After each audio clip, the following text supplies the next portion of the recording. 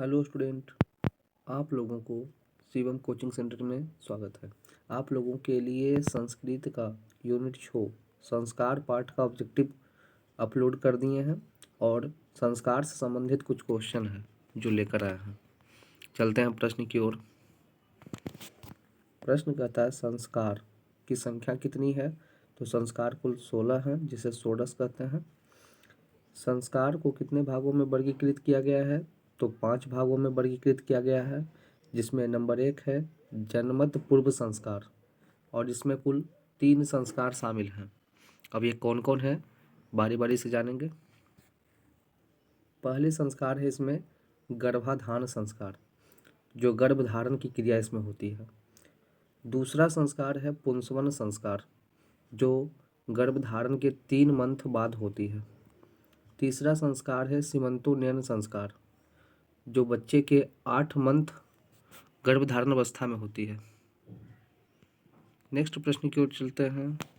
इसमें टॉपिक और है सेकेंड, दूसरा प्रकार शैशवावस्था संस्कार। तो शैशवावस्था यानी शिशु अवस्था में 5 संस्कार होते हैं, 6 संस्कार होते हैं, जिसमें एक है जातक्रम संस्कार, जिसमें बच्चे को मधु या शहद का सेवन कराया जाता है। दूसरा है नामकरण संस्कार, जिसमें बच्चे का नाम रखा जाता है। तीसरा है निष्क्रमण संस्कार, जिसमें बच्चे को समाज और घर से बाहर घूमने के लिए भेजा जाता है, ताकि वह विभिन्न लोगों के गोद में जाकर वह सूर्य के प्रकाश और अन्य स्थिति को देख सके। अगला संस्कार है अन्नाप्राशन संस्कार, जिसमें बच्चे को अन्न ग्रहण किया जाता है। और 5वां संस्कार है मुंडन संस्कार, जिसमें बच्चे को चूड़ाक्रम अर्थात सिर के बाल को हटा दिया जाता है, काट दिया जाता है। तथा इसी में एक और संस्कार था, छठा संस्कार, जिसको बोलते हैं कर्ण भेद संस्कार।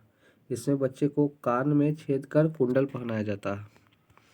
अब संस्कार के प्रकार 3 में चलते हैं, जिसका नाम है शिक्षा संस्कार। शिक्षा संस्कार 5 हैं और वो 5 कौन कौन हैं।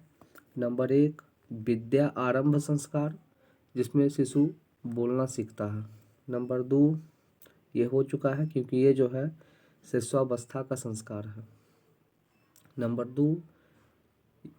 2 याज्ञोपवीत संस्कार, जिसमें बच्चे यज्ञ करना सीखते हैं।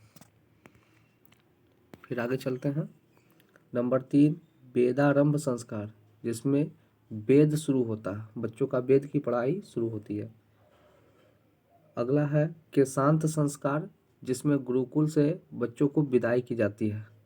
और उसके बाद अगला है समापवर्तन संस्कार, विदाई से पहले बच्चों को 8 घड़ों के पानी से स्नान कराया जाता है। उसके बाद संस्कार का चौथा प्रकार है विवाह संस्कार। विवाह संस्कार के पश्चात ही व्यक्ति गृहस्थ जीवन में प्रवेश करता है। और लास्ट है अंत्येष्टि संस्कार। अंत्येष्टि संस्कार वह संस्कार है जो व्यक्ति के मृत्यु के उपरांत मनाई जाती है। इस तरीके से संस्कार से जुड़ा हुआ सभी प्रकार के क्वेश्चन आपका क्लियर हो गया है। और आप लोगों के लिए एक क्वेश्चन है कि संस्कार से किसका निर्माण होता है, जो कि आप लोगों को पहले ही सेट में आंसर करवा चुके हैं। ये सब का रिवीजन करते रहें और इस क्वेश्चन का कमेंट में आंसर लिखें। धन्यवाद।